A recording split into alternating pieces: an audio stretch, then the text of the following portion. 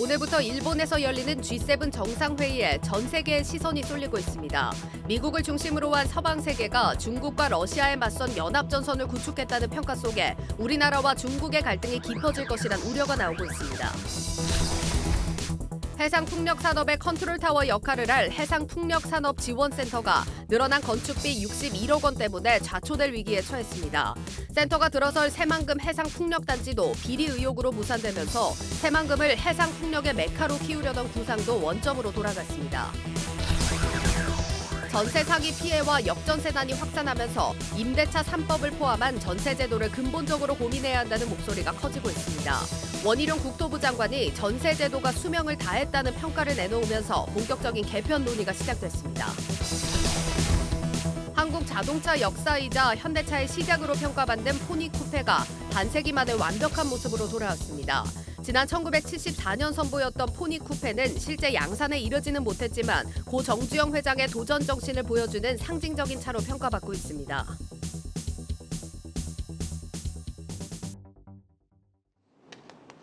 뉴스플러스 시작합니다. 오늘 주식시장 상황부터 점검해 보겠습니다. 증시 프리즘 정호진 기자와 함께합니다. 정 기자, 코스피는 이번 주에 하루도 빠지지 않고 올랐습니다. 외국인들의 매수세가 상당합니다. 네, 그렇습니다. 오늘도 이 유가증권 시장과 코스닥 시장 모두 전거래일 대비 상승 마감했습니다. 말씀하신 것처럼 코스피 지수는 이번 주 들어서 하루도 빠짐없이 오르면서 2,537.79에 장을 마감했는데요. 오늘도 장을 이끈 건 외국인과 기관이었습니다. 유가증권 시장에서는 5천억 원 넘게 매수했고 코스닥 시장에서도 822억 원 매수하면서 지수 상승을 견인했고요. 반면에 개인은 코스피 시장에서 1조 원 넘게 순매도하면서 차익 실현하는 모습이었습니다. 네. 특히 외국인들의 매수세는 이 국내 반도체주에 몰리고 있다, 이걸 확인할 수 있는데요. 2023년 전체적으로 보면 삼성전자를 9조 원 넘게 사들였습니다. 그리고 이번 달에 보면 삼성전자 1조 원 넘게 벌써 사들였고요. SK하이닉스도 새로 사들이면서 반도체주에 관심을 많이 쏟고 있다, 이렇게 확인할 수 있겠습니다. 반면 같은 날인 오늘 이 개인은 삼성전자 주식을 6,970억 원 순매도했는데요. 이는 지난 4월 이후 가장 많은 수치입니다. 네, 개인과 외국인이 계속해서 스텝이 좀 엇갈리는 모습입니다. 이 외국인들이 좀 사들이고 있는 반도체 살펴보겠습니다. 먼저 삼성전자와 SK하이닉스 주가 흐름부터 한번 살펴보죠. 네, 오늘 삼성전자의 주가는 7만 원을 눈앞에 둔 68,400원을 기록했습니다. 종가만 본다면 지난해 4월 이후 가장 높은 수치인데요. 그리고 또 최근 3개월 흐름만 보더라도 보시는 것처럼 11.94% 상승했습니다. 또한 SK하이닉스도 10만 닉스를 눈앞에 둔 97,300원에 장을 마감했습니다. 최근 3개월 기준으로 보시는 것처럼 9.20% 올랐고요. 또 이 SK하이닉스는 지난해 9월 이후 처음으로 60월선을 돌파했습니다. 이 60월선이란 5년 평균 주가를 의미하는 선인데, 이 증권가에선 SK하이닉스와 같이 큰 선박, 그러니까 시가총액이 높은 기업이 방향을 틀기 시작했다. 이건 추세를 만들 수 있는 만큼 주목해 볼 만한 지표다, 이렇게 설명하고 있습니다. 네, 현재 우리나라와 미국의 금리 격차가 사상 최대입니다. 원달러 환율도 한 달 넘게 1,300원대에 머무르고 있는데, 자, 이런 환경에서는 외국인들이 우리 시장에서 돈을 빼는 게 좀 합리적인 판단으로 보이는데, 그럼에도 반도체를 좀 사들이는 건 기대 수익률이 그만큼 높다, 이렇게 분석해도 되겠습니까? 네, 맞습니다. 말씀하신 것처럼 지금 우리나라와 미국의 금리 격차 최대입니다. 보시는 것처럼 우리나라의 기준금리 3.50%고요. 미국은 5.25%, 그러니까 1.75%포인트 차이인데 역대 최대치거든요. 네. 그러니까 쉽게 말씀드리면 금리라는 게 돈의 값어치 아니겠습니까? 그러니까 미국처럼 돈의 값어치를 잘 쳐주는 국가를 내버려 두고 굳이 우리나라까지 와서 주식을 살 수 있겠느냐, 뭐 이런 필요가 없다, 이렇게 설명할 수 있을 것 같은데요. 네. 하지만 이 전문가들의 설명은 조금 다릅니다. 지금까지 이렇게 우리나라와 미국의 금리 격차가 있었음에도 불구하고 직접적인 연관성이 없었다는 겁니다. 1999년 집계 이후로 지금까지 4번 있었습니다. 금리가 역전된 게요. 근데 보시는 것처럼 금리가 마이너스 플러스가 없긴 한데 들어오고 나감이 조금 달랐습니다. 그러니까 직접적인 연관성이 없다는 겁니다. 그러니까 주식의 기대 수익률 같은 경우에는 환율의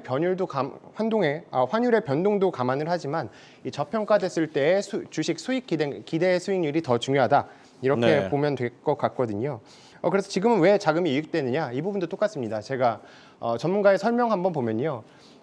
네, IBK 투자증권의 전문가 말고 염승환 이베스트 투자증권 이사의 설명 한번 들어보겠습니다. 네, 주식 기대 수익률 같은 경우에 지금 미국 시장의 반도체 주식에 대한 쏠림 현상이 일어나고 있지 않습니까? 네. 때문에 이러한 수혜가 기대되면서 국내 주식 같은 경우에 이런 수혜가 기대되는 주식으로 쏠림이 몰리고 있다. 이렇게 볼 수 있겠고요. 또 다른 전문가의 설명 한번 들어보면 아무래도 환율의 변동도 감안은 하지만 이 기대 수익률이 더 중요하다. 이렇게 볼 수 있겠습니다. 즉 이 환차손을 감안을 하더라도 이 국내 반도체 기업들의 투자 매력도가 상당하다. 이렇게 볼 수 있겠습니다. 네, 이 매력도라는 표현이 참 마음에 듭니다. 결국 이제 곧 반도체의 봄이 온다는 건데 증권가의 분석은 어떻습니까? 네, 사실 반도체 바닥론에 대해서는 워낙 말이 많이 나왔잖아요. 가격 하락이 둔화되고 있다. 하반기부터 재고가 조금 소진될 것이다. 또 고객사 수요가 되살아날 것이다. 굉장히 많은 얘기들이 나왔는데 네. 이런 걸 전부 차치하고 나도 이 국내 반도체사에 대한 호재들이 계속 잇따르고 있다. 이렇게 보고 있습니다. 가장 먼저 이 키옥시아와 웨스턴 디지털 간의 합병 소식이 급물살을 타고 있다는 건데요. 이 부분 같은 경우에는 이 기업들은 삼성전자와 같은 낸드 플래시 기업들입니다. 네. 두 회사가 합병할 경우에는 이 시장 경쟁이 완화될 수 있다. 이런 기대감이 나오고 있고요. 또 합병 이후에도 시장의 구매 심리 그리고 수급에 긍정적인 영향을 미칠 것이다. 이런 소식들이 나오면서 국내 기업들이 수혜를 입을 것이다 보고 있습니다.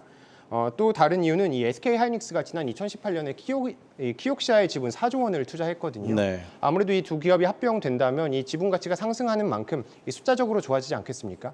때문에 이 SK하이닉스의 투자 가치가 높아지고 있다. 이렇게 보고 있습니다. 네, 또 다른 이유는 지정학적 이유입니다.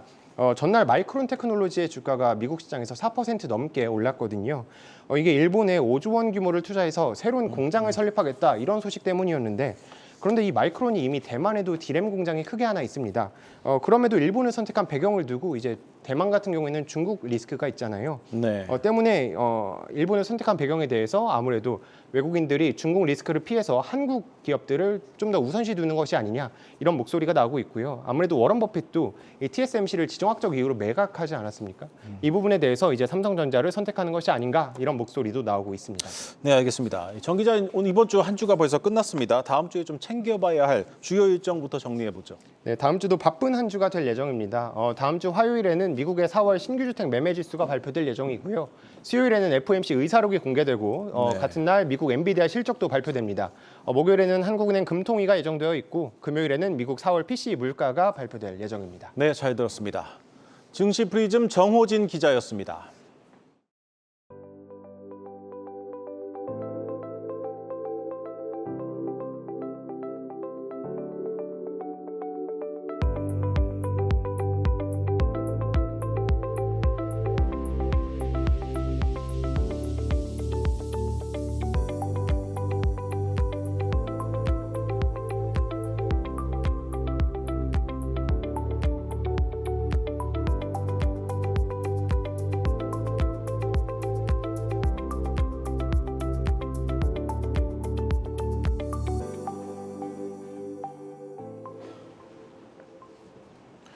오늘부터 일본 히로시마에서 열리는 주요 7개국 G7 정상회의에 전 세계의 시선이 쏠리고 있습니다. 미국을 중심으로 한 서방 세계가 중국과 러시아에 맞선 연합전선을 구축했다는 평가 속에 우리나라와 중국의 갈등이 깊어지지는 않을까 우려가 커지고 있습니다. 윤석열 대통령도 참관국 자격으로 G7 정상회의에 참석하기 위해 오늘 오후 출국했습니다. 윤 대통령은 한일, 한미일 정상회담을 잇따라 갖고 안보와 경제 협력 의지를 재확인할 전망입니다. 임동진 기자입니다. 오늘 시작된 G7 정상회의에서 집중적으로 다뤄지는 건 중국과 러시아에 대한 대응 방향입니다. 세계 경제와 안보, 환경 등 글로벌 이슈를 다뤘던 G7 회의가 최근 미국 주도로 중국 견제를 논하는 장으로 바뀌었는데 이번엔 러시아에 대한 제재 문제도 테이블에 오른 겁니다. 우크라이나 침공과 대만에 대한 위협 등 힘에 의한 일방적 현상 변경에 대해 각국 정상들은 의견을 교환하고 마지막 날 공동 성명을 통해 그 결과를 발표합니다. 인공지능, 반도체 공급망 등 세계 경제, 핵 군축과 비확산, 식량과 에너지 기후 문제, 개발도상국과의 협력 등도 주요 논의 대상입니다. 世界は今気候危機、パンデミック、ロシアによるウクライナ侵略といった複合的な危機に直面をしています。こうした中、基本的な価値を共有する G7 は国際社会の重要な課題に効果的に対応し、世界をリードしていかなければなりません。 참관국 자격으로 초청받은 윤석열 대통령은 히로시마에 도착해 곧바로 호주, 베트남 총리와 연달아 양자 회담을 갖습니다. 호주는 우리의 주요 광물 수입국이고 베트남에는 우리 기업들이 상당수 진출해 있는 만큼 회담에서는 경제 산업과 지역 정세와 관련해 논의가 이루어질 것으로 보입니다. 일정 마지막 날인 21일에는 한일 정상회담에 이어 한미일 정상회담도 열릴 예정입니다. 어제 저녁 열린 바이든 미국 대통령과 기시다 일본 총리의 정상회담에서 북한과 중국의 안보 도전에 공동 대응하고 한국과의 공조 방안도 협의하기로 한 만큼 3자 회담에선 안보 협력이 주요 의제로 다뤄질 것으로 관측됩니다. 윤 대통령의 외교 무대 보폭이 넓어지는 모양새지만 미국, 일본과의 스킨십 확대와 G7 회의 참석으로 일각에서는 중국과의 관계 악화를 우려하고 있습니다. G7의 움직임에 중국은 중앙아시아 5개국과 다자 정상회담을 열며 맞불을 놓고 있는 상황. 중국 관영 매체는 한국이 중국 봉쇄에 동참하면 한국은 득보다 실이 훨씬 클 것이라고 경고했습니다. 한국경제TV 임동진입니다. 포니라는 차를 아십니까? 지난 1974년 선보인 첫 국산 자동차 포니는 우리나라 자동차 산업의 역사이자 현대차의 시작으로 평가받는 차입니다. 우리가 잘 알고 있는 포니와는 달리 포니 쿠페는 실제 양산에 이르지 못한 비운의 차로 남아 있었습니다. 고 정주영 회장의 도전 정신이 깃든 포니 쿠페를 반세기가 지난 오늘 손자인 정의선 회장이 되살렸습니다. 정원우 기자입니다. 직선으로 쭉 뻗은 외관이 투박하면서도 낯설지는 않습니다. 투도어의 차체는 원조 스포츠카의 본성을 그대로 드러냅니다. 1974년 이탈리아 토리노 모터쇼에서 현대차가 포니와 함께 공개했던 포니 쿠페 컨셉입니다. 당시 선진시장 수출을 목표로 양산 직전까지 개발됐지만 석유 파동과 설계도 유실 등으로 역사 속으로 사라졌던 모델입니다. 고 정주영 현대그룹 회장의 도전 정신을 같은 이탈리아에서 손자 정의선 현대차그룹 회장이 되살린 겁니다. 현장을 직접 찾은 정 회장은 1970년대 열악한 산업 환경에도 불구하고 독자적인 한국 자동차를 만들겠다는 비전을 실현했다며 선대 회장의 뜻을 되새겼습니다. 포니 쿠페 컨셉은 지난해 11월 복원이 시작됐습니다. 포니를 디자인했던 이탈리아의 디자이너 조르제토 주지아로가 프로젝트에 참여해 원형을 살려낼 수 있었습니다. 포니는 우리나라 자동차 산업 역사의 상징과도 같은 모델입니다. 주문 조립만 하던 현대차가 포드와의 합작 결렬로 1973년 3월 독자 모델 개발에 나섰고 불과 3년 만에 출시한 첫 국산차입니다. 우리나라는 세계 9번째 독자 자동차 생산국에 이름을 올렸습니다. 1976년 포니 5대를 수출한 현대차는 지난해 기아와 함께 685만 대를 팔아 글로벌 판매 3위를 기록했습니다. 현대차는 포니 쿠페 컨셉의 정신을 이은 수소 하이브리드 컨셉카 엔비전 74를 이탈리아 클래시카 컨셉카 전시회 콘코르소 델레간차에 출품합니다. 한국경제TV 정원우입니다. 전세 사기 피해와 역전세난이 확산하면서 임대차 3법을 포함한 전세 제도를 근본적으로 고민해야 한다는 목소리가 커지고 있습니다. 본격적인 개편 논의가 시작된 가운데 올해 하반기에 역전세난이 더 심각해질 것이란 우려가 나오고 있습니다. 신동호 기자입니다.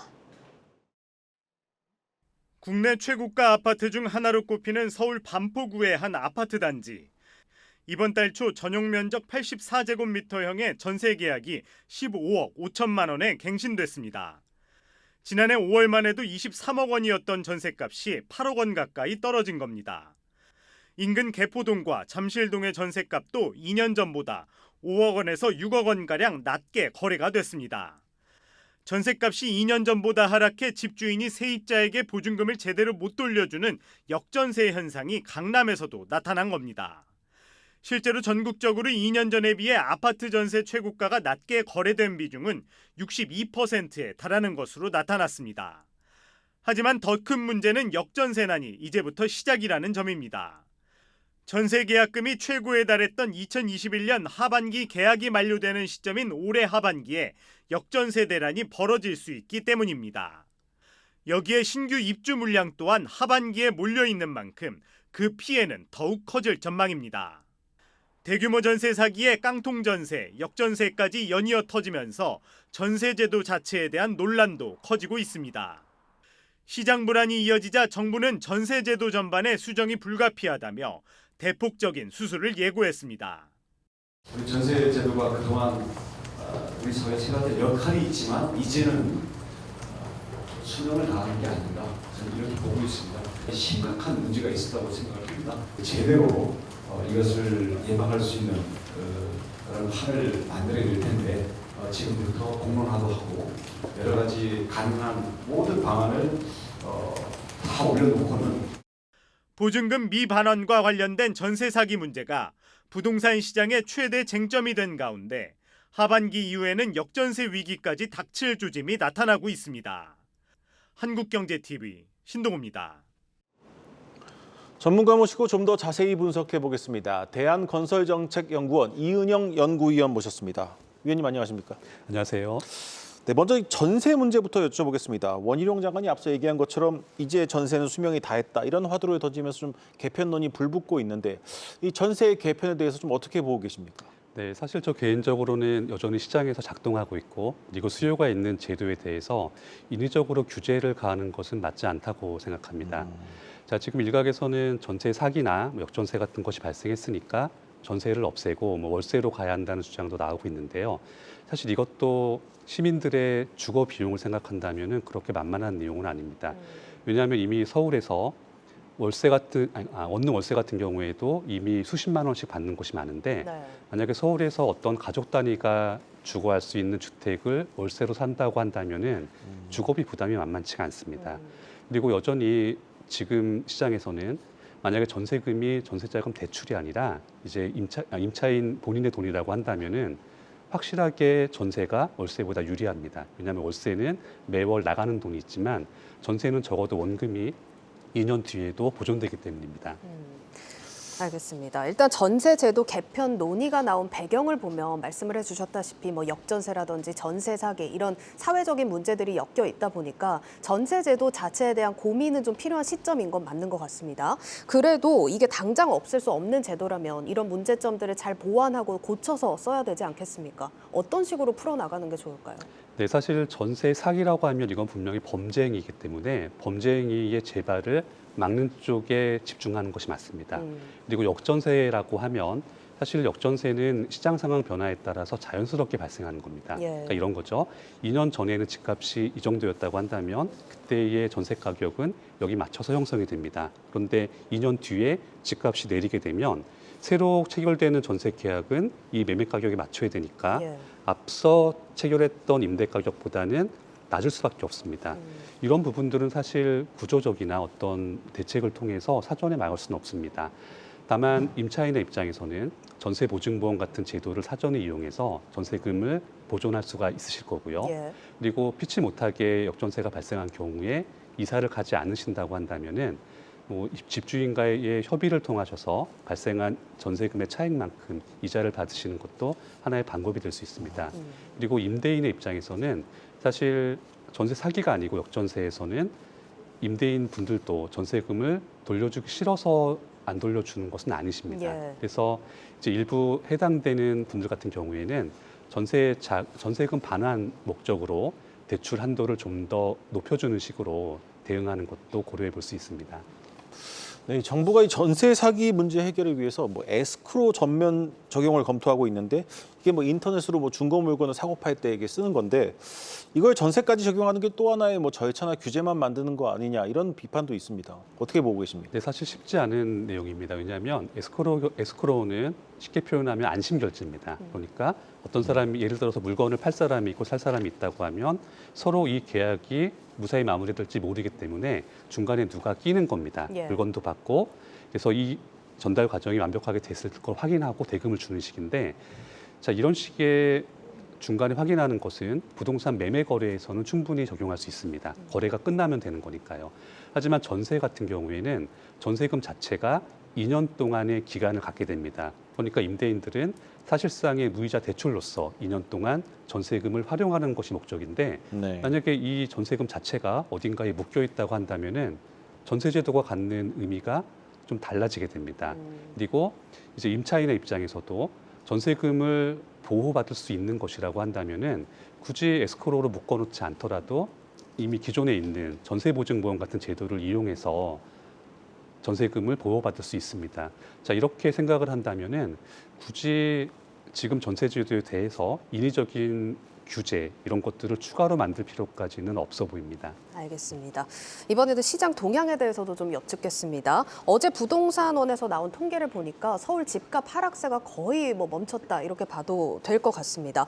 오늘은 서울 강남 아파트가 올랐다라는 통계도 좀 보도가 되긴 했는데 최근에 이런 분위기를 좀 어떻게 해석을 해야 되고 서울에서 시작된 온기가 수도권으로 좀 퍼질 수 있을 건지 어떻게 보시는지요? 네, 사실 작년 하반기부터였죠. 갑자기 미국 연준에서 기준금리를 크게 올리고 이것이 언제까지 더 올릴지는 모르겠다, 확실치 않다, 꾸준히 하겠다라는 식으로 자세를 취했습니다. 예. 그러니까 시장에 혼란이 발생하면서 갑자기 서울을 중심으로 해서 작년 말부터 금년 초까지 주택가격 하락이 크게 발생했습니다. 그러니까 이런 갑작스러운 외부 요인이 없었다고 한다면은 설령 하락하더라도 장기간에 걸쳐서 발생했을 만한 금액이 아주 단기에 크게 하락을 한 겁니다. 예. 자, 이렇게 되니까 특히 서울 같은 지역에서는 어떤 이유든지 간에 직장이 있고 뭔가 생활 터전이 있기 때문에 서울에 집을 가지시는 것이 훨씬 좋으신 분들이 많습니다. 그래서 그런 실수요 분들을 중점으로 해서 주택 거래가 이루어진 것으로 볼 수 있습니다. 물론 매매량 자체가 그렇게 많은 것은 아닙니다. 그 때문에 적어도 서울과 사람들의 수요나 선호가 몰리는 지역에 한정한다면 가격이 어느 정도 유지되거나 앞으로도 반등해서 오를 가능성이 높습니다.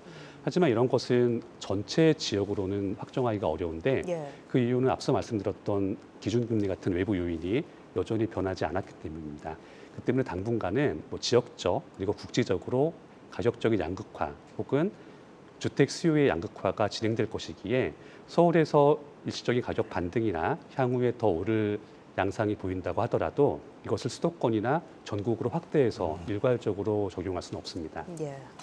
네, 이 매매가 하락세는 좀 잦아드는 분위기인데 전세값은 계속 좀 떨어지고 있습니다. 이대로 가면 앞서 리포트에서 보신 것처럼 하반기 역전세난이 좀 심해질 것이다 이런 우려도 있는데 연구위원님은 좀 어떻게 전망하고 계십니까? 네, 맞습니다. 하반기에 역전세는 점점 심해질 겁니다. 왜냐하면 앞서 설명드린 것처럼 역전세는 2년 전에 전세 계약을 체결할 때의 매매가보다 지금 매매 가격이 내려가 있다면 자연스럽게 발생을 하는 겁니다. 예. 그런데 2년 전의 매매가에 비해서 지금이나 금년 하반기에 다시 매매가가 그렇게 크게 오를 것 같진 않아 보입니다. 그렇다면 하반기에 전세 계약이 만료되는 물건들은 별 수 없이 역전세에 맞닥뜨릴 수밖에 없습니다. 그래서 하반기와 내년까지도 역전세의 발생 건수는 점점 증가할 것으로 보는 것이 맞습니다.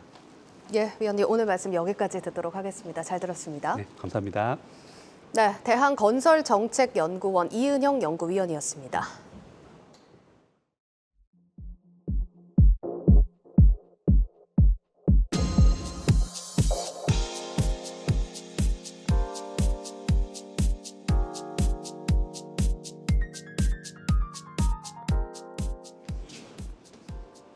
국내 해상풍력 산업의 컨트롤 타워가 될 해상풍력산업지원센터가 늘어난 건축비 61억 원이 모자라서 좌초될 위기에 처했습니다.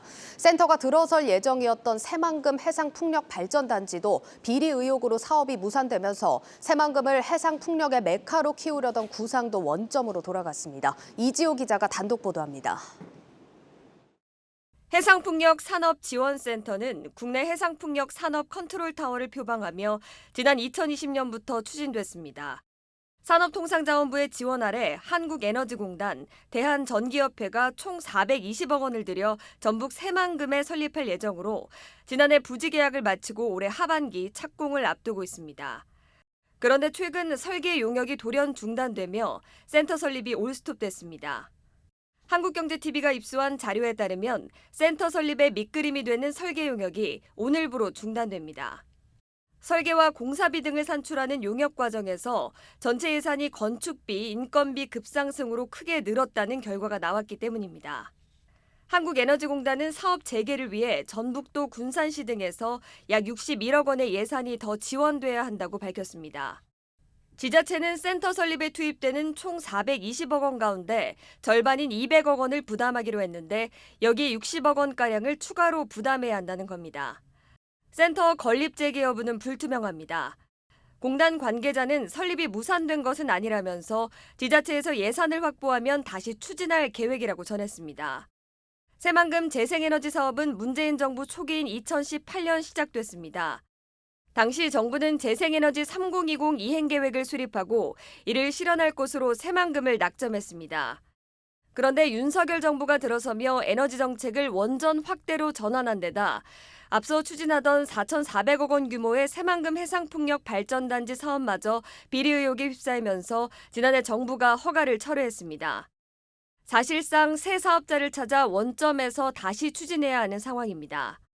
올해 전 세계 해상풍력 발전 신규 설치 규모는 17.6기가와트로 지난해보다 12% 넘게 증가할 전망입니다. 세계적인 탄소 중립 움직임을 타고 해상풍력 산업의 메카를 꿈꿨던 새만금 사업이 좌초 위기에 직면했습니다. 한국경제TV 이지우입니다.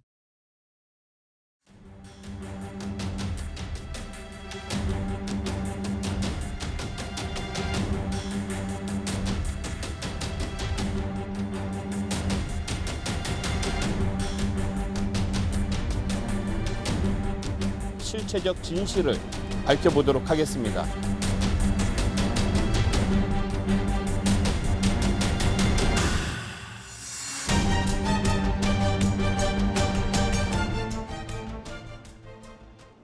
김남국 의원의 코인 투자 의혹이 꼬리에 꼬리를 물고 이어지고 있습니다. 명확한 해명이 없다 보니 단순한 투자냐, 불법이냐를 두고 의견이 엇갈리고 있습니다. 자세한 내용 경제부 이민재 기자와 알아보겠습니다. 이 기자, 이게 검찰의 수사에 이어서 여당도 진상조사단을 꾸렸는데 먼저 구체적으로 어떤 의혹들이 있는지 한번 짚어보죠. 의혹은 지금도 계속 늘고 있는 추세인데요. 일단 의혹을 크게 보면 지난해 2월에 위메이드 그 가상자산인 위믹스를 이제 이체하기 전후로 나뉘는데 이게 가장 먼저 세간에 알려진 부분이기도 하죠. 이 지금 표에서 보시다시피 위믹스의 최초 투자 금액이 이제 9억 원 가량 된다고 김 의원은 설명을 했습니다. 그 자금 출처에 대해서 전세보증금 또 LG 디스플레이 투자 차익 등이라고 답을 했지만 이 의혹을 제기하는 측에서는 이것이 좀 불분명하다라고 일단 지적을 하고 있고요. 네. 또 위믹스라는 가상자산에 큰 돈을 투자할 수 있었던 배경 그리고 또 이후에 60억 원 이상 불어난 위믹스의 가격 등이 도마 위에 올랐습니다. 네, 그렇다면 김남국 의원이 위믹스 코인을 이체한 이후부터는 어떤 의혹들이 제기되고 있습니까? 이때는 이제 트래블룰, 그러니까 이제 코인 실명제라고 불리는 자금 이동 추적 시스템이 이제 시행이 됐는데 네. 이거를 맞춰서 이제 소위 말해서 가상자산을 옮기게 되거든요. 이때 쓰인 게 이제 쪼개기 이체, 또 이제 과정에서 FIU가 이를 이상 거래로 감지를 해서 검찰에 이제 통보를 하는 이런 것들이 좀 부각이 됐습니다. 또 김 의원이 위믹스만이 아니라 넷마블의 마블렉스, 카카오게임즈의 보라 등을 투자를 했고 이 과정에서 좀 자금 세탁 의혹도 나오고요. 또 국회의 의정을 활동을 하는 동안에 거래를 한 것, 또 게임 업계에 대해서 이제 법 발의를 하면서 관련 기업들에 대한 어떤 가상자산을 거래하고 있었던 점 등이 논란이 되고 있습니다. 네, 의혹이 한두 가지가 아니다 보니 파장도 큰 것 같습니다. 이 자칫 정치적 공방으로 치달으면서 중요한 문제를 파악하기 힘들다 이런 지적도 나오는데 그럼 우리가 좀 주목해서 봐야 하는 것들은 무엇입니까? 네, 맞습니다. 이 정치권에서 빚어진 문제다 보니까 아무래도 정쟁 때문에 정작 좀 중요한 것은 가려질 수가 있거든요. 이와 관련해서 좀 전문가 의견 먼저 들어보시죠. 지금은 이제 가상자산을 얼마나 많이 거래했냐, 가상자산을 투자하는 행위 자체가 마치 불법적인 행위를 하는 것처럼 재단이 되고 나오는 게 되게 문제라고 보여주는 거고요. 그러니까 재단이나 발행사로부터 미공개 정보를 얻어서 거래를 했냐, 이런 것들 봐야 될 것 같고요. 그 다음에는 가상자산을 활용해서 자금 세탁 여부가 있었냐, 그리고 가상자산을 거래함에 있어서 로비나 청탁, 대가성 지금 받았냐 이런 것들에 대해서만 좀 명확하게 봐야 될 필요가 있지. 네, 김 의원과 관련한 의혹은 검찰이 수사를 하면 밝혀지겠지만 이 코인 시장을 놓고 공정성에 의문이 제기됐다는 점은 좀 큰 상처로 남을 것 같습니다. 맞습니다. 이 의혹에서 투자자를 가장 좀 허탈하게 만드는 것은 아무래도 미공개 정보 이용 가능성입니다. 이 불신이 거치지 않으면 사실 시장 신뢰에 좀 금이 갈 수밖에 없거든요. 이 자본시장과 좀 비교를 해보면 이해가 쉽습니다. 이 가상자산도 주식처럼 상장을 하는 과정을 겪는데 주식에서는 비상장 기업이 주관사인 증권사와 상장 과정 절차를 받고 또 이 기준이 충족이 되면 거래소라는 단일 시장에서 거래를 할 수가 있게 됩니다. 또 전후 과정에서 기업 정보는 특정인들이 이익을 얻는 데 사용할 수 없도록 제한되고 상장 이후에는 공시 등을 통해서 공개가 됩니다. 이 가상자산에서는 발행사가 직접 가상자산을 상장하는 ICO는 금지돼 있기 때문에 이 국내외 가상자산 거래소에서 발행사가 가상자산을 상장시키는 IEO를 해야 됩니다.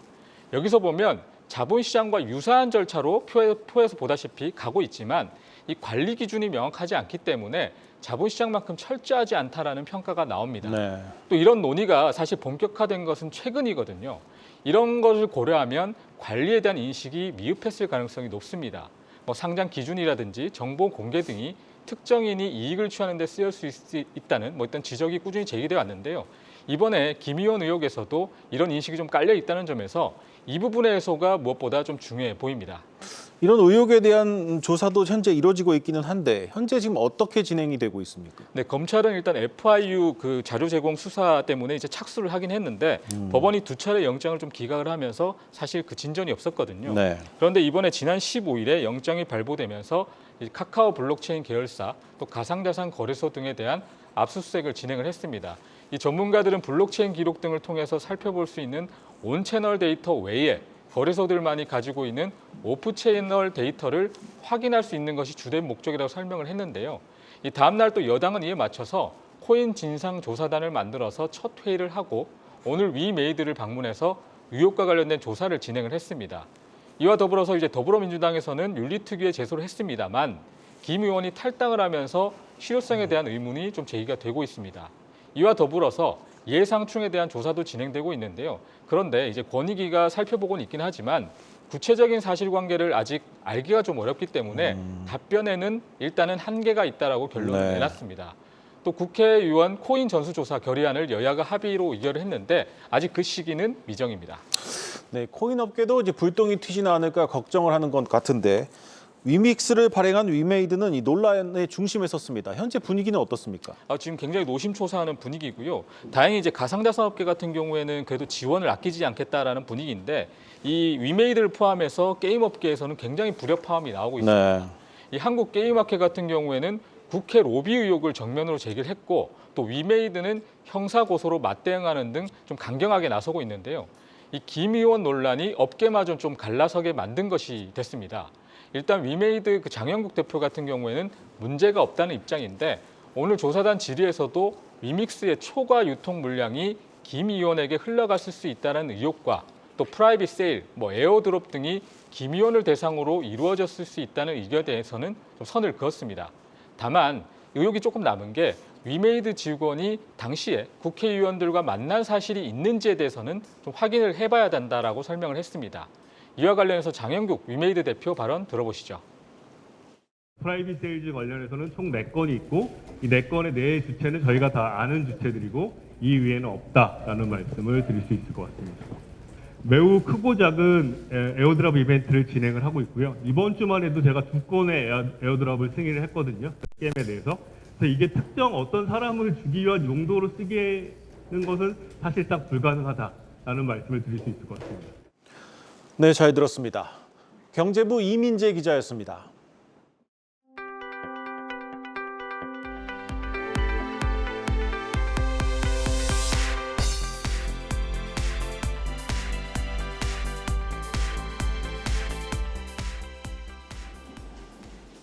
저출산 고령화로 대표되는 외로움의 시대를 맞아 반려동물을 가족처럼 생각하는 사람들이 늘고 있습니다. 이미 우리나라 국민 4명 중 1명이 반려동물과 살고 있는데 그 씀씀이도 커지고 관련 산업도 급성장하고 있습니다. 신선미 기자입니다. 우리나라 출산율이 세계 최저 수준까지 떨어진 가운데 반려견과 반려묘는 꾸준히 늘고 있습니다. 지난해 기준 반려견과 반려묘는 각각 5%, 13% 늘면서 우리나라 국민 4명 중 1명은 반려동물과 함께 삽니다. 이들은 매달 평균 15만 원을 쓰는데 이는 전년 대비 3만 원 늘어난 수치입니다. 15에서 30 정도 쓰는 것 같아요. 투자를 좀 많이 하는 편이에요. 동네에 있는 동물병원보다는 좀 이제 유명한 이비인후과라든지 내과라든지 치과라든지 전문 병원을 좀 찾아서 가는 편인 것 같아요. 1,500만 펫팸족 시대에 걸맞게 반려동물 관련 식품과 카페, 호텔, 장례업체 등 신종 사업들도 생겨났습니다. 현재 관련 업체만 5만여 곳, 종사자 수도 30만 명이 넘습니다. 이제 반려동물 산업을 외로움에 수고하는 산업이라고 표현을 많이 해요. 최근에 저희 사회 트렌드를 보시면은 1인 가구 증가라든지 뭐 인구 고령화 이런 것들이 많아지기 때문에 또 반려동물을 통해서 이런 뭐 정신적인 결핍을 좀 채우려고 하는 니즈가 좀 강하다 보니까 이런 것 때문에 좀 성장을 많이. 펫산업이 매해 성장할 것으로 전망되면서 미래 성장 동력을 찾는 기업들도 자연스럽게 반려동물 관련 신사업에 손을 내밀고 있습니다. 먼저 발전하는 가전제품의 기술 덕분에 편리함을 누리는 건 비단 사람뿐만이 아닙니다. 개와 고양이 특유의 냄새와 털날림을 제거해주는 펫 전용 공기청정기가 등장하는가 하면 외출 시 반려동물을 볼 수 있는 로봇 청소기와 반려동물 전용 세탁 기능이 추가된 전자제품도 나왔습니다. 펫셜이라는 신조어까지 생길 정도로 반려동물 소비도 고급화되는 추세입니다. 반려동물용 삼계탕과 피자는 물론 명품 브랜드도 앞다퉈 반려동물 이동 가방과 코트, 밥그릇 등 다양한 상품을 내놓고 있습니다.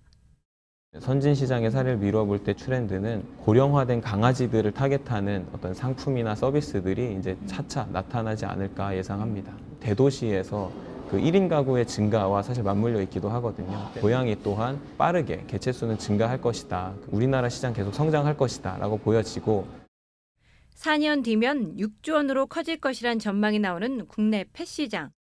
전 세계적으로도 2027년 3,500억 달러, 우리 돈 465조 원으로 성장할 것이란 관측이 나오면서 유망 산업으로 떠오르고 있습니다.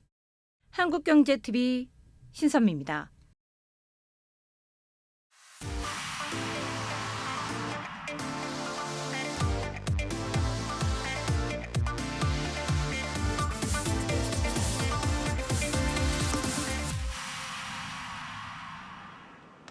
네, 고웨스트 시간입니다. 글로벌 콘텐츠부 박찬희 기자와 뉴욕 증시 이슈 짚어보겠습니다. 박 기자, 사실 지난달까지만 해도 금리 인하에 대한 기대감이 더 커지고 있는 상황이었는데 요즘 보면은 금리 인상에 다시 무게가 실리고 있는 것 같아요. 맞습니다. 그래서 첫 번째 키워드도 고개 드는 금리 인상론 이렇게 꼽아봤습니다. 예. 미국 연준이 또다시 기준금리를 인상할 것이라는 분위기가 시장에 형성이 되고 있는데요. 먼저 6월 금리 인상에 대한 시장의 전망부터 살펴보겠습니다. 시카고 상품거래소 페드워치에 따르면 오늘 기준 연준이 6월 FOMC에서 기준금리를 동결할 확률은 63%로 집계가 됐습니다. 예. 금리 동결 기대는 지난주 부채한도 협상 결렬 직후 92%까지 치솟았지만 불과 일주일 만에 30%포인트 가까이 줄었습니다.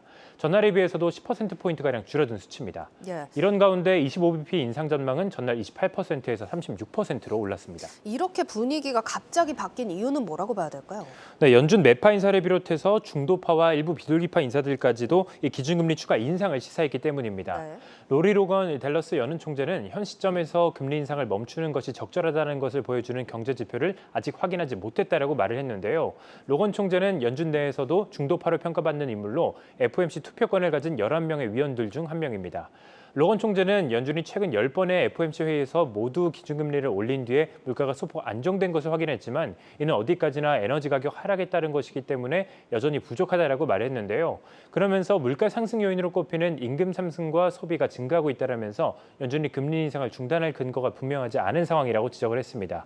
연준의 물가 목표치인 2%를 달성하기는 아직 갈 길이 멀다라는 건데 이 밖에 제임스 블러드 세인트루이스 연은 총재나 로레타 웨스터 로레타 메스터 클리브랜드 연은 총재도 비슷한 의견을 내놨습니다. 알겠습니다. 일단 중도파 의원이 추가 인상 필요성에 대해서 시사를 했다는 부분이 중요할 네. 것 같은데 금리 인상에 그럼 반대하는 목소리도 있었나요? 맞습니다. 그런 목소리도 있었는데요. 대표 비둘기파 인사로 꼽히는 이 오스탄 굴스비 시카고 연은 총재와 토머스 바켄 리치몬드 연은 총재도 금리 동결 가능성을 열어뒀습니다. 굴스비 총재는 연준은 지난 1년 동안 금리를 500bp나 올렸지만 급격한 인상의 영향이 아직 시장에 반영되지 않았다라면서 인플레이션이 여전히 높지만 추가 인상에 대해서는 신중하게 접근해야 한다라고 설명을 했습니다. 바켄 총재는 6월 FOMC 전까지 더 많은 지표를 검토할 필요가 있다라면서 이후 금리 동결 혹은 인상을 결정해야 한다라고 말을 했습니다. 바이든 대통령이 연준 부의장으로 지명한 필립 제퍼슨 이사는 높은 인플레이션이 계속되고 있지만 추가 인상을 일시 중지할 때가 올 수 있다라고 밝혔는데요. 그러면서 시장에서 지난 1년간 급격히 높아진 금리의 효과를 받아들이기에는 아직 시간이 더 필요하다라고 덧붙였습니다. 네, 금리 인상을 점치는 수치가 계속해서 떨어지고 있긴 한데 급박하게 상황이 변하는 만큼 저희도 계속해서 전해드리도록 하겠습니다. 다음 키워드로 넘어가 보죠. 자, 어제도 살펴봤는데 네. 최근에 AI에 대한 열기가 정말 뜨겁습니다. 맞습니다. 이게 또 나와서 또 짚어볼 수밖에 없을 만큼 그쵸. 시장이 뜨거운데요. 예. 두 번째 키워드는 불타오르는 AI 시장입니다. 마이크로소프트, 구글에 이어서 아마존, 간밤 메타까지 내려라는 미국 빅테크 기업들이 앞서서 AI 사업 강화에 나서면서 AI와 반도체 관련주들 주가가 치솟고 있는데요. 먼저 지금 시장 분위기를 요약한 영상이 있어서 제가 한번 가져와 봤습니다. 예. Generative AI, generative AI, generative AI, AI as AI, AI, AI, AI, AI, AI, AI, AI, AI, AI. It uses AI to bring AI, AI, AI, AI, AI. 네, 구글의 CEO 순다르 피차이가 지난 10일에 개최된 구글 연례 개발자회의에서 AI를 언급한 횟수를 좀 정리한 영상이었는데요. 네. 총 24번이나 언급을 했습니다. 정말 많긴 하더라고요. 네, 맞습니다. AI에 대한 빅테크 기업들의 관심이 얼마나 뜨거운지 확인할 수 있었는데요. 간밤 미국 증시 상승을 견인한 것도 AI와 반도체주였는데요. 다우지수와 S&P 500 지수가 0.3%, 0.9% 오른 가운데 나스닥 지수는 1.5% 큰 폭으로 올랐습니다. 네, 어제는 저희가 아마존 얘기를 전해드렸는데 네. 메타도 뛰어들었죠? 맞습니다. 이 페이스북의 모기업인 메타 플랫폼이 간밤 AI와 동영상 처리 작업을 지원하는 자체 설계 반도체 칩을 선보였습니다. 외신들은 이번 발표에 대해서 메타가 메타버스뿐 아니라 AI 사업에도 힘을 쏟고 있다는 것을 보여주기 위한 그런 움직임이었다라고 평가를 했습니다. 메타가 자체 설계 칩을 공개한 것은 처음인데요. 이날 공개된 칩은 적은 에너지로 동영상 전송이 가능한 MSYP와 그리고 또 AI 관련 작업을 지원하는 MTIA입니다. 메타는 MSVP의 경우 하루에 최대 40억 개의 동영상 처리 작업이 가능하다고 설명을 했고 네. 또 MTIA는 이미 훈련된 AI 모델이 예측하거나 행동을 취할 때 그 추론을 지원한다고 설명을 했습니다. 지난해 메타버스 사업에 전념한다면서 사명을 메타로 바꾼 뒤 주가가 급락하는 쓴맛을 봤던 메타는 올 들어 제2의 전성기를 맞이하고 있는데요. 주가는 올해에만 2배 넘게 올랐습니다. 간밤에도 자체 반도체 칩 발표에 1.8% 상승했습니다. 네, 오늘 내용 여기까지 듣도록 네. 하겠습니다. 글로벌 콘텐츠부 박찬희 기자였습니다.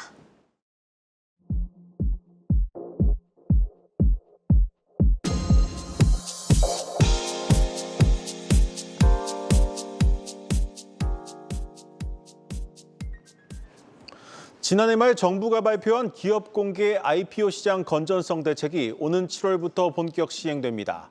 시장의 과열을 막는 데 초점을 맞추다 보니 조금씩 활기를 되찾고 있는 지금의 현실과 맞지 않다는 지적이 나오고 있습니다. 오민지 기자입니다. 금융위원회의 IPO 건전성 강화 대책의 일환으로 오는 7월부터 기관 투자자는 주금 납입 능력을 입증해야만 합니다. 기관 투자자들의 투기 과열을 막기 위해 IPO 주관사가 참여 기관의 주금 납입 능력을 확인해 허수성 청약을 막겠다는 조치입니다. 과거 대여급 IPO에서는 공모주를 한 주라도 더 받기 위해 과도하게 많은 물량을 신청하는 등 허수 청약이 관행적으로 이루어졌습니다. 지난 2022년 LG에너지솔루션 IPO 당시에는 기관 수요 예측에서 증거금이 1경 원 넘게 몰리기도 했습니다. 금융위는 동시에 7월부터 시초가 형성 범위를 공모가 대비 기존 90에서 200%에서 60에서 400%까지 확대할 방침입니다. 이 역시도 이른바 따상 등으로 상장 당일 가격 변동성이 가격 기능을 왜곡하는 현상을 완화하기 위한 대응책입니다. 하지만 시장에서는 IPO 시장 한파가 여전한 상황에서 엇박자 정책이라는 지적이 나옵니다. 중소형주 위주로 IPO 시장이 조금씩 꿈틀대고 있지만 유가증권 시장의 대여급 상장은 좀처럼 보기 힘들고 상장을 준비하던 기업들도 제값을 받지 못할 것으로 보고 차일피일 상장을 미루고 있습니다. 내부적으로 진행되고 있는 거는 시장 상황을 고려해서 상장 시기를 검토하고 있다. 다른 업체들도 다들 좀 힘겨워하고 있는 또 상황이잖아요. IPO 앞두고 있었던 업체들은요. 정책들의 실효성에 대한 의문도 나옵니다. 금융투자업계 한 관계자는 주금 납입 능력을 확인한다고 해서 공모가에 미치는 영향은 미미할 것이라며 상장 이후 가격 급등락을 막기는 어려울 것으로 예측했습니다. 공모가 대비 시초가 형성 범위 확대도 인기 공모주에 대해서는 300%, 400% 오른 트리플상, 쿼드상까지 나올 수 있어 시장 교란을 더 키울 수 있다는 지적입니다.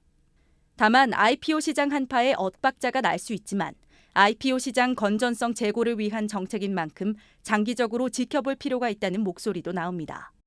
시장이 활성화가 안 되는 시점에서 이런 규제를 하는 것은 시장을 약간 죽일 것 같은 그런 우려인 거잖아요. 그런 식의 이제 관점은 너무 장기간만 바라보고 생각하는 거라고 생각을 하고요. 오는 7월부터 적용되는 IPO 건전성 정책이 시장에 어떤 영향을 미칠지 투자자와 상장 예비 기업들의 이목이 집중되고 있습니다. 한국경제TV 오민지입니다. 코나이가 전자금융 라이센스가 없어도 누구나 자체 브랜드 카드를 도입할 수 있는 신개념 결제 인프라 플랫폼을 선보였습니다. 이 플랫폼은 간단한 오픈 API 연동으로 90일 안에 자체 결제 서비스를 도입할 수 있게 해주는 것으로 제휴기업들은 진입 장벽 없이 자체 브랜드 카드나 머니 서비스를 도입할 수 있습니다. 조남이 코나이 이사는 다양한 산업의 핀테크를 내재화해 결제 서비스의 부가가치를 높이겠다고 말했습니다. 앞서 전해드린 것처럼 최근 김남국 의원의 코인 거래를 둘러싼 논란이 뜨겁습니다. 이런 가운데 코인 중독성도 도마에 오르고 있습니다. 네, 오늘부터 새롭게 선보이는 건강 팁스터 시간엔 코인 중독의 증상 또 예방과 치료법에 대해서 살펴보겠습니다. 김수진 기자 나와 있습니다. 김 기자, 국민 10명 중에 1명이 코인 투자를 하는 셈이라고 하는데 이 코인 투자가 중독성이 있다는 거죠? 네, 그렇습니다. 코인을 투자 수단으로 적절히 활용하는 사람도 있는데요. 주체가 안 되는 중독 수준의 사람도 있다고 합니다. 이해를 돕기 위해서 한 코인 투자자의 사례를 준비했습니다. 30대 A씨는 아는 형이 큰 돈을 벌었다면서 이제 코인 투자를 권유해 여윳돈 3천만 원을 가지고 투자를 시작했는데요. 초반에는 2배 가까이 올랐지만 뒤이어 폭락해서 원금을 대부분 잃었다고 합니다. 네. A씨는 이제 오기가 생겨서 가족들 몰래 대출을 조금 더 큰 규모로 받았다고 하네요. 다시 또 코인에 투자했지만 이미 이마저 손실이 났습니다. 매일 밤 A씨는 투자한 코인의 가격을 살피느라 새벽 3, 4시가 되어서야 잠이 들고 회사에서는 제대로 업무를 하지 못하고 있다고 합니다. 어떻게 보세요? 이 정도면 중독이라고 좀 느껴지지 않으시나요? 네, 돈을 잃어도 자꾸 투자하고 잠도 제대로 못 자니까 중독이라도 볼 수 있겠습니다. 네, 맞습니다. 일상생활에 지장을 준다면 저희가 이제 중독이라고 정의를 할 수가 있습니다. 특히 코로나 이후에 인터넷 거래가 익숙한 2030에서 코인 중독이 좀 급속히 증가하고 있다고 하는데요. 이제 의원급에서는 기존의 체감 환자 수가 2~3배로 늘었다고 합니다. 정신건강의학과 전문의가 이야기하는 코인에 중독된 사람의 특징 준비했습니다. 투자를 몰래 숨기면서 하는데 회사원이면 또 학생이면 자기 하던 일 다 뒤로 밀리고 대부분의 시간들을 그 정보를 얻거나 또 투자를 하는데 시간을 너무 많이 쓰게 되고 매매를 자주 하면서 손해가 생기게 되면 그때부터는 자기 돈으로 한계가 생기니까 대출을 하게 되고요. 심지어는 사채까지 쓰면서 지인들한테 돈을 빌려가면서 부정적인 결과를 지금은 계속 분명하게 내고 있는 게 분명한데도 이런 코인 투자를 지속한다던가 아니면 추격 매수를 한다던가 거짓말 같은 걸 하게 된다던가 이제 투자랑 관련해서 아니면 주변 사람들이 조언을 하는데도 이제 그만해라 좀 적게 해라 너무 지금 일상을 잃어버린 게 아니냐 하는데도 계속한다든지. 네, 제가 조언을 체크리스트로 한번 정리해봤는데요. 살펴보시면 도움이 될 것 같습니다. 아래 항목에 과반수 이상 해당된다면 코인 중독을 의심해야 합니다. 한국 이제 보면은 한국 도박 문제 예방 치료원에서 무료로 제공하는 성인 도박 문제 자가 점검 등을 통해서도 자가 진단이 가능합니다. 어떻게 한번 항목을 보셨나요? 네, 여러 번 잃어도 한 번 딴 것만 기억한다. 제가 보통 이런데 이건 도대체 왜 이러는 겁니까? 네, 우연히 투자해서 큰 이익이 생기면 우리 뇌에서는 도파민, 그러니까 행복 호르몬이라고 불리는 물질이 나온다고 합니다. 이때의 행복감과 쾌감을 잊지 못해서 계속해서 우리 뇌가 도파민이 나오는 상황을 추구하다 보면은 중독으로 이어질 수 있다고 합니다. 그런데 이게 코인 자체만 보면은 중독 물질은 아닌데 중독으로 이어진다는 게 놀랍네요. 네, 그 게임 중독이라거나 쇼핑 중독도 있잖아요. 그러나 게임이나 이제 쇼핑이 중독 물질은 아닌 것과도 네. 비슷합니다. 네, 다만 코인은 24시간 거래가 가능하고 순식간에 크게 이득을 볼 수 있으며 휴대전화로 언제든지 쉽게 접근할 수 있다는 특성상 중독이 되기 쉬운 구조라고 합니다. 네, 그럼 코인 중독은 치료는 어떤 식으로 하는 걸까요? 일단 환자들이 스스로 병원에 오는 경우가 거의 없다고 합니다. 환자가 10명이 있으면 8, 9명은 주변에서 가족들이 보다가 못해서 병원에 좀 가보자 이런 말을 해서 병원에 간다고 한다는데요. 그만큼 중독 치료에서 가족의 역할이 우선이라고 합니다. 일단은 중지하는 거에 대해서 말씀을 드리는데 중독의 개념상 스스로 조절을 못 하거든요. 가족하고 논의해서 재정 관리를 시작을 하게 됩니다. 채무를 체계적으로 갚아나가는 것에 대한 계획도 세우고 돈만 있으면 또 자꾸 들어가려고 하기 때문에. 네. 병원에서는 이외에도 이제 생각과 행동을 교정하는 인지행동 치료라거나 상담 치료 등을 시행하고요. 심한 손실로 우울이나 불안감을 느끼게 된다면 약물 치료도 시행을 합니다. 네, 특히 이제 코인 중독을 주의해야 될 사람이 있다면서요. 어떤 사람들이 더 주의를 해야 하는 겁니까? 평소에 이제 충동 조절이 잘 안 되는 특징을 가진 성인 ADHD라거나 아니면 자극적인 것을 내가 좀 추구하는 성향이 있다면 조심해야 한다고 하는데요. 예를 들어서 좀 모험심이 있다든지 남들보다 조금 대담한 사람이라도 조심해야 한다고 합니다. 성격 평가 검사 등을 통해서도 본인이 이런 성향이 있는지 객관적으로 알 수 있습니다. 네. 뉴스 플러스 오늘 준비한 순서는 여기까지입니다. 시청해주신 여러분 고맙습니다.